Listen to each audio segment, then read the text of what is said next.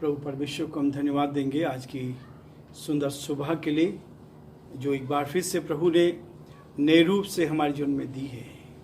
आप सभी का स्वागत आज के इस दिन के लिए, आप सभी का स्वागत इस कार्यक्रम के लिए, जिस कार्यक्रम में आज शामिल हुए हैं। और मैं आपको धन्यवाद देना चाहूँगा कि प्रभु ने हमें ये मौका दिया है कि हर दिन हम प्रभु की संगति में आकर परमेश्वर की महिमा कर सकें।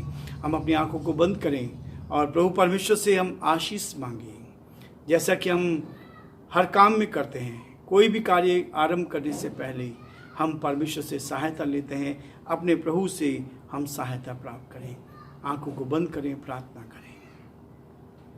जीवते और सच्चे विश्वास के योग्य परमेश्वर, आज की सुंदर सुबह के लिए आपको धन्यवाद, आपकी स्तुति करते हैं, आपकी प्रशंसा करते हैं प्रभु जी कि आपने हमें आज के सुंदर दिन दिया है कि आज के दिन में हम आपकी तारीफ, आपकी प्रशंसा, आपकी बड़ाई कर सकें। सारे भाई बहनों के लिए जो हमारे साथ प्रभु जी इस यूट्यूब पर, फेसबुक पर जुड़े हैं, प्यारे परमेश्वर धन्यवाद देते हैं। जिनके कानों में आवाज़ जा रही है, आपका वचन जा रहा है, यीशु के नाम से आशीष को भेजते हैं पिता, आपकी आत्मा को भेजते हैं, एक एक से बातचीत करे, एक एक के हृदय को शुद्ध करे, बीमारियों से, परेशानी से, कठिनाई से, दुख और मुसीबत से बचाएं।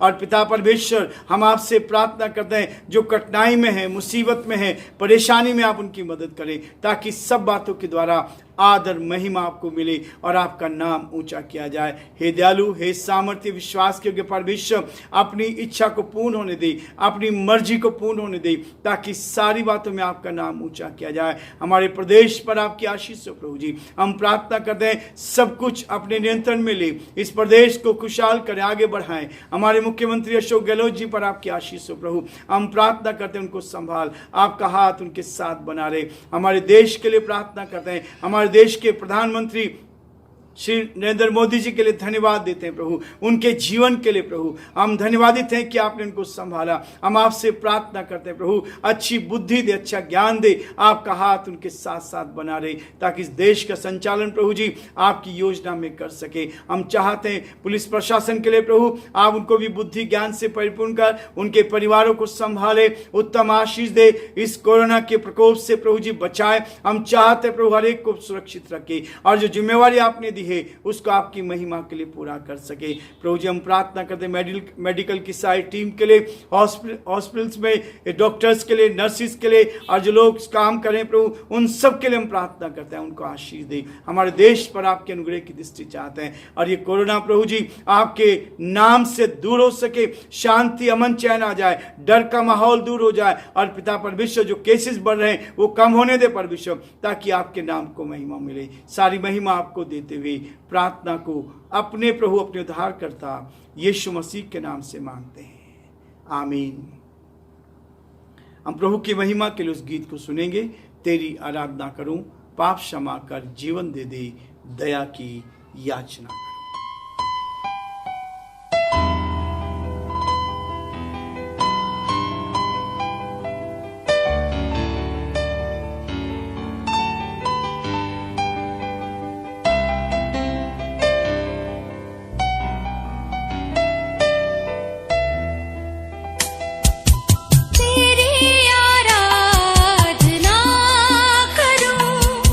तेरी आराधना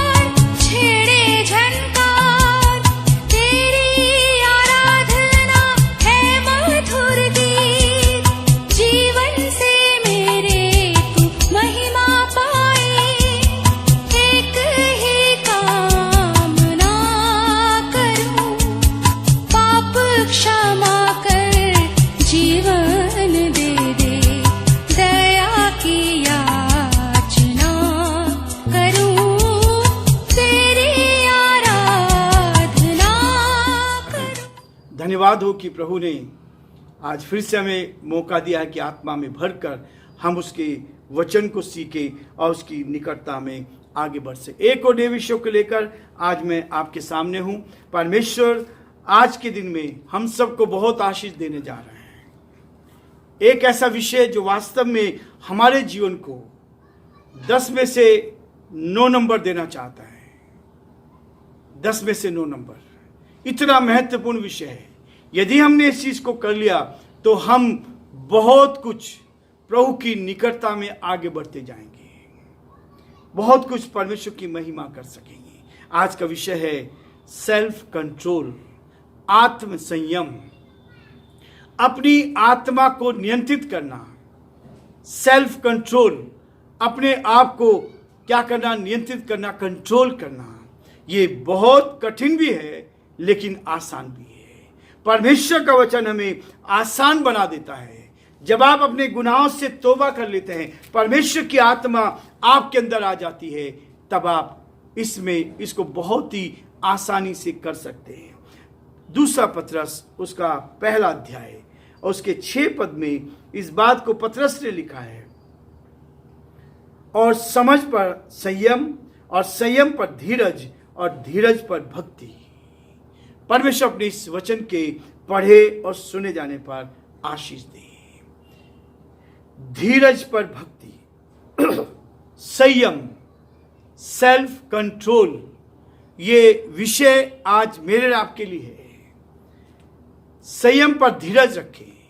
हम बहुत जल्दबाजी कर जाते हैं। कई बार हमने इस बात को देखा है, और पिछले दिन हम देख रहे थे, आदमी जल्दबाजी में बहुत ऊंचाई पर जाना चाहता है। ऊंचाई पर जाने के लिए बहुत जल्दबाजी रहती है और हम धीरज नहीं रख पाते, और इसी कारण से कई बार क्या होता है, हम बहुत जल्दी बराबरी के स्थान पर आ जाते हैं। शैतान ने भी ऐसा काम किया था। स्वर्ग में भी एक काम हुआ था। उसने अपनी सेना बना ली और परमेश्वर के विरोध में खड़ा होकर उसने कहा कि मैं स्वर्ग से भी ऊपर जाऊंगा, और परमेश्वर उसको नीचे गिरा दिया था। आज भी एक परिस्थिति है।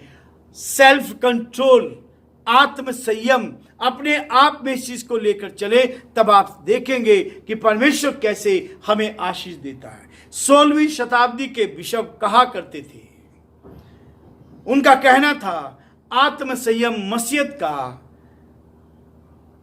9% भाग है। 10 में से 9 इस बात को बताते हैं कि यदि हम इस बात को करते हैं कि आत्म संयम, सेल्फ कंट्रोल हम कर लेते हैं, तो हम अपने जीवन में 99% से के बराबर अपने जीवन को कंट्रोल कर सकते हैं। बहुत सारी बुराइयों को अपने जीवन से निकाल सकते हैं।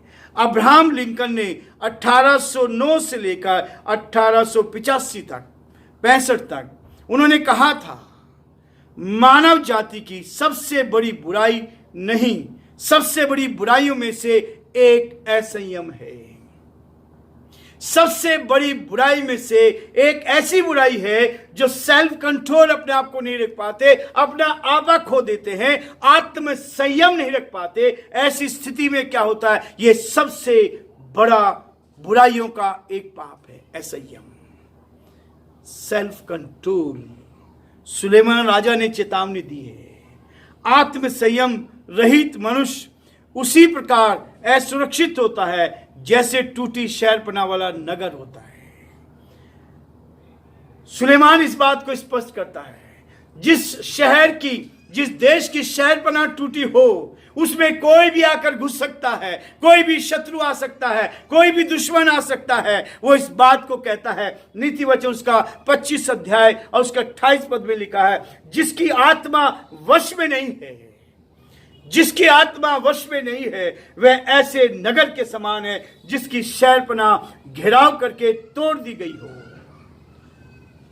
प्रभु का धन्यवाद हो।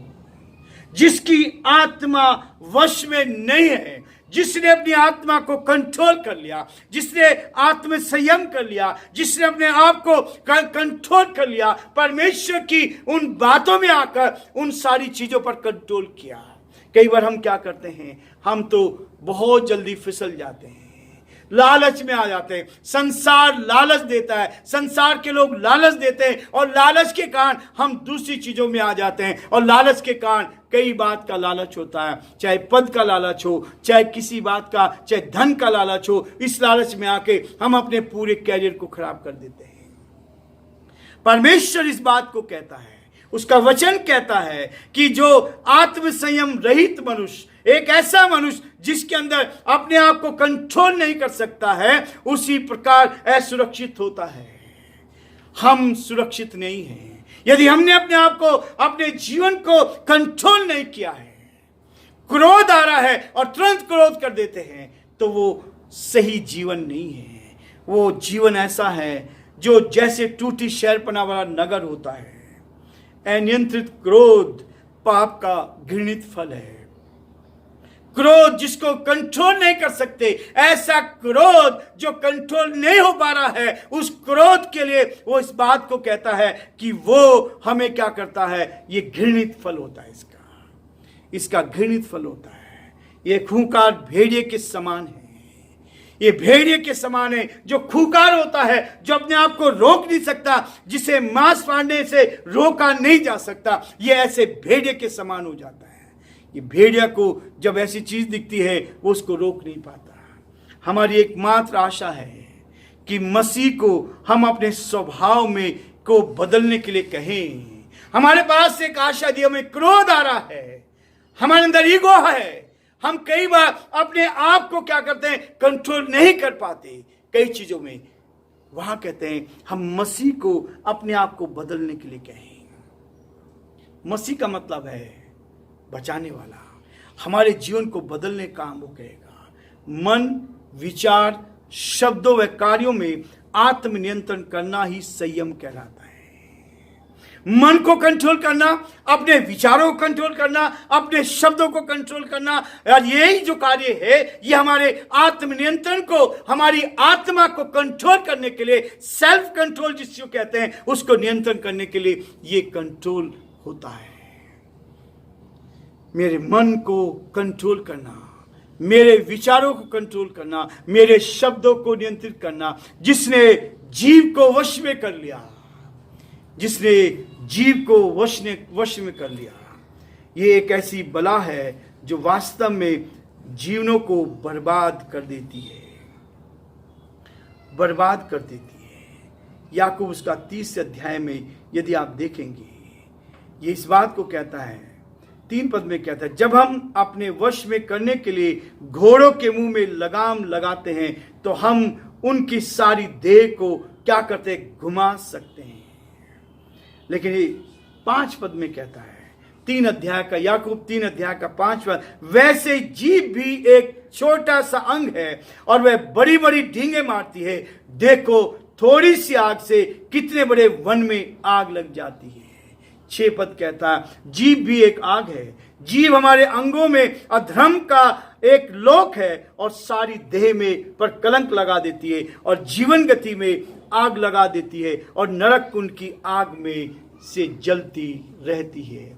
जीभ को कंट्रोल करना, जीभ को कंट्रोल करना, अपने नियंत्रण में करना, उसको कब बोलना है और कब नहीं बोलना है, इस बात को हमें देखना है। नए नियम की जो विचारधारा है, नए नियम में लिखा है, इफिसियों उसका 4 अध्याय उसके 26 पद में लिखा है, क्रोध तो करो पर पाप मत करो, क्रोध करो पर पाप मत करो। परमेश्वर यहां कहता है, और यहां पर इस बात को कहता है, यदि आप क्रोधित है, ध्यान रखें कि ये आहत, गर्व या बुरे स्वभाव के कारण ना हो। क्रोध यदि आप कर रहे हैं, ध्यान करना है हमें इस बात को कि घमंड के कारण ना हो, ऐसा ना हो, बुरे काम करने के लिए ना हो, बुराई के स्वभाव के कारण हो। क्रोध में बिस्तर पर सोना ना जाए। यहां कहता है कि जब आप क्रोध करते हैं, यदि कोई क्रोध आपने किया है तो कहता है सूर्य अस्त होने से पहले आपका क्रोध समाप्त होना चाहिए। आप जब बिस्तर पे जा रहे हैं तो आपका क्रोध समाप्त हो जाना चाहिए, आपके अंदर क्रोध नहीं रहना चाहिए। बिस्तर पर सोने ना जाएं, शैतान को पकड़कर अवसर ना दें। यह है, यदि आप सो रहे हैं, आप क्रोध कर रहे हैं और क्रोध करके आपने उसको अपने अंदर बसा रखा है, क्रोध को, और उस दाह को, जलन को लेके बैठे हैं, तो उसको रात तक क्रोध तो करो पर पाप मत करो। शैतान आपको अपना हथियार बना लेगा। सेल्फ कंट्रोल के संदर्भ में सबसे मुख्य बात जीभ पर नियंत्रित करना है। जिसने अपनी जीभ को कंट्रोल कर लिया, इस जीभ से हमें उतना बोलना है परमेश्वर के वचन के लिए। यदि आप प्रभु के वचन को इसके द्वारा बोलते हैं तो जीभ आपकी शुद्ध होती जाएगी, शुद्ध होती, आपके मुंह से गाली नहीं निकलेगी, आपके मुंह से कोई गलत शब्द नहीं निकलेगा। क्रोध तो करो पर पाप मत करो। ये जीभ को आपको कंट्रोल करना है। सेल्फ कंट्रोल के लिए ये जो विचार है, ये इस बात को कहता है कि अपनी जीभ को नियंत्रित करना है। हम सब बहुत बार चूक जाते हैं। वचन इस बात को बहुत अच्छे से कहता है। याकूब उसका 3 अध्याय और उसके 2 पद में कहता है, हम सब बहुत बार चूक जाते हैं, जो कोई वचन में नहीं चूकता वही तो सिद्ध मनुष्य है। वही तो सिद्धता की ओर जा रहा है, वही तो सिद्ध मनुष्य हो सकता है। सुलेमान ने चुनौतीपूर्ण शब्दों से कहा, नीति वचन उसका 29 अध्याय और उसके 20 पद में कहता है, क्या तू बातें करने में उतावली करने वाले मनुष्य को देखता है? क्या तू बातें करने में उतावली करने वाले मनुष्य को देखता है? उससे अधिक तो मूर्ख ही से आशा की जाती है। जो जल्दबाजी में बोलता है, तुरंत जवाब देता है, उसके लिए सुलेमान कहता है कि वो तो मूर्ख के समान है। उससे अधिक तो मूर्ख ही से हम आशा रखते हैं। दोष निकालना और बुराई करना सबसे बड़ी महामारी है। अभी जो कोरोना महामारी फैली हुई है, एक के बाद एक टच होते जाते हैं और बीमारी बढ़ती जाती है, और कितने केसेस हमारे देश में, पूरी दुनिया में हो गए हैं। वैसे ही दोष निकालना, हम दूसरों में दोष ढूंढना चाहते हैं। दोष ढूंढना, दूसरों की बुराई करना सबसे बड़ी महामारी है।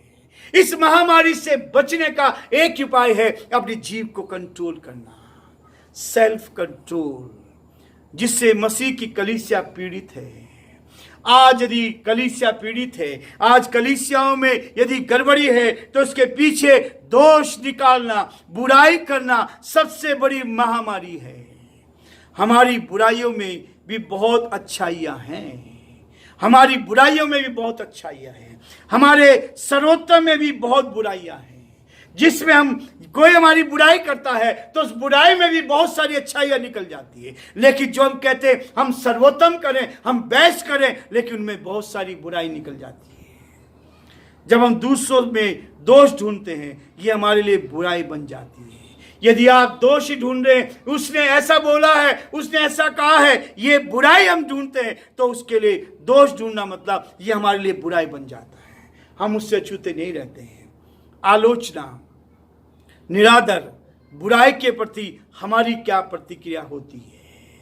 आलोचना करना, एक दूसरे की आलोचना, बैठकर घंटों आलोचना कर सकते हैं, घंटों दूसरों का निरादर कर सकते हैं, बुराई कर सकते हैं। बुराई करने, उसमें हमारी क्या प्रतिक्रिया है? हम कैसे मसीह हैं साहब? एक प्रश्न मेरे सामने और आपके सामने, हम कैसे मसीह हैं? शब्द बाणों या बुराई का पलटा कर जवाब देना, शब्दों का बाण, तीर, जो शब्दों के तीर होते हैं, उनसे पलटवार देकर के जवाब देना, तुरंत जवाब देने वाला रचनात्मक नहीं है। वो परमेश्वर के साथ चल नहीं सकता। दाऊद ने कहा, मैं बहरे किनारे सुनता नहीं हूं, मैं बहरे किनारे सुनता नहीं हूं। भजन संहिता उसका 38 अध्याय 13 से 16 पद में कहता है, मैं बहरा बन गया हूं, बहरे की नाई सुनता नहीं हूं, मैं गूंगे के समान मुंह नहीं खोलता, मैं उत्तर नहीं देता। मैंने प्रार्थना की है, हे प्रभु, हे मेरे परमेश्वर, ऐसा ना हो कि शत्रु मेरे पतन पर आनंद करे। मैं तो गूंगा हो गया हूँ, मैं तो गूंगा हो गया हूँ। और दाऊद ने एक बहुत अच्छा उदाहरण भी दिया। जब दाऊद राजा को शिमी उसकी बुराई कर रहा था, उसके विरोध में कटाक्ष कर रहा था। दूसरा शमूएल उसका 16 अध्याय उसके 5 और 10 पद में लिखा है, जब शिमी ने राजा दाऊद को श्राप दिया, दाऊद के लोगों ने उसका सिर काटना चाहा, परंतु दाऊद ने कहकर उनको रोका, यदि परमेश्वर ने उसे मुझे श्राप देने को कहा हो तो मैं रोकने वाला कौन होता हूं। कोई बुराई करता है, परमेश्वर उस बुराई का परिणाम देता है। बुराई में भी भलाई निकलती है। जैसे जैसे हम इस युग की समाप्ति की ओर बढ़ रहे हैं, हम इस संसार के इस युग की समाप्ति की ओर जा रहे हैं, उतना अधिक अनियंत्रित आलोचनाएं हो रही है, जिसको कंट्रोल नहीं कर रहे, बुराई हो रही है, दोषारोपण हो रहे हैं, कानाफूसी बढ़ती जा रही है। दूसरा तीमुथियुस का 3 अध्याय उसके 3 पद में कहता है कि अनियंत्रित आलोचना, बुराई, दोषारोपण, कानाफूसी ये बढ़ती जाएगी। अंत के दिनों में ये दूसरा तीमुथियुस का 3 अध्याय 3 पद में, और हम अपने आप को नियंत्रित करें, हम अपने असंयम व आवेश को नियंत्रित करते हुए सारी बुराइयों पर जयवंत हो, उन्हें जड़ से उखाड़ फेंके। परमेश्वर चाहता है इन बुराइयों को जड़ से निकाल दे। हमें सिद्ध कार्य करने में हमेशा तैयार रहना चाहिए। शायद हम उस खत परिवार के जो घास सूख जाता है उसको जंगली दानों में से या गेहूं में से उन जंगली दानों को निकाल दें। उस दिन मेरी आपकी प्रतिक्रिया होगी, परमेश्वर मुझे और आपको चाह रहा है इन बुराइयों को, इन आलोचनाओं को, इन दोषारोपण को, इन बुराइयों को अपने जीवन में से निकाले। तब परमेश्वर क्या करेगा? आपको तमाशी से भर देगा। सेल्फ कंट्रोल, परमेश्वर की आत्मा आपको ताकत देगी। परमेश्वर की आत्मा से आप नियंत्रित किए जाएंगे, आपकी जीभ कंट्रोल की जाएगी, और तब आप परमेश्वर के लिए बड़े कार्य कर सकते हैं। प्रभु हम सबको बहुत आशीष दे, और प्रभु का हाथ हमारे साथ बना रहे, ताकि हम प्रभु की महिमा करें। इस गीत को सुनेंगे हमारे भाई मनोज मिश्रा के द्वारा। परमेश्वर ने उनको बहुत अच्छे टैलेंट दी है, और मैं चाहता हूं कि आप उनके लिए प्रार्थना करें, ताकि प्रभु उनको और आगे बढ़ाए और प्रभु का हाथ उनके साथ बना रहे।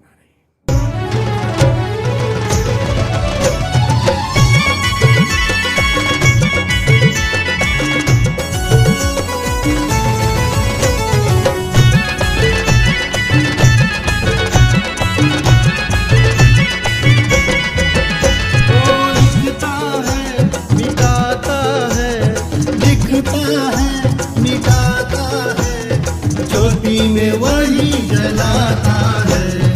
यीशु है भाई, यीशु है, यीशु है भाई, यीशु है, यीशु है भाई, यीशु है, यीशु है भाई, यीशु है।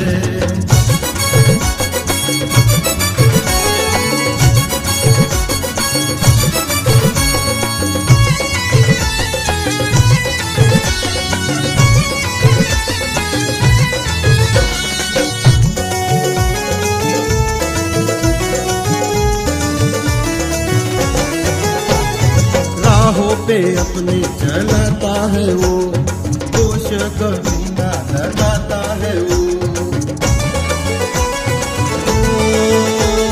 राहों पे अपने चलाता है वो, दोष कभी ना लगाता है वो। सीने से अपने लगाता है वो, सबको उजाला दिखाता है वो। यीशु है भाई, यीशु है, यीशु है भाई, यीशु है।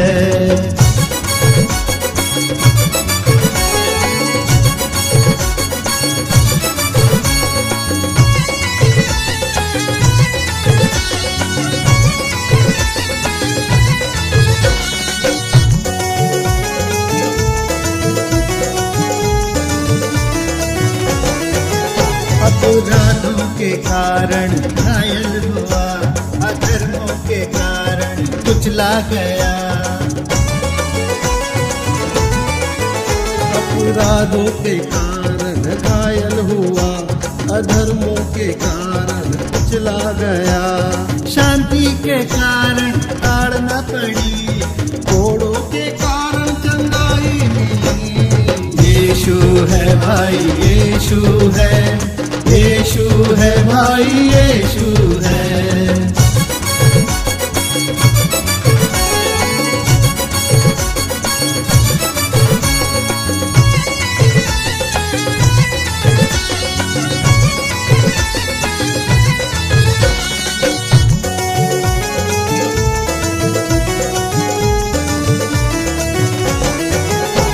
सताया गया फिर भी सहता रहा, मुंह को अपने कभी ना खोला।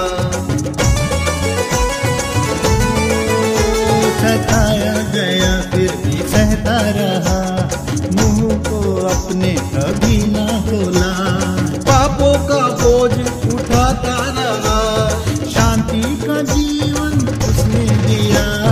यीशु है भाई, यीशु है, यीशु है भाई, यीशु है, यीशु है भाई, यीशु है, यीशु है भाई, यीशु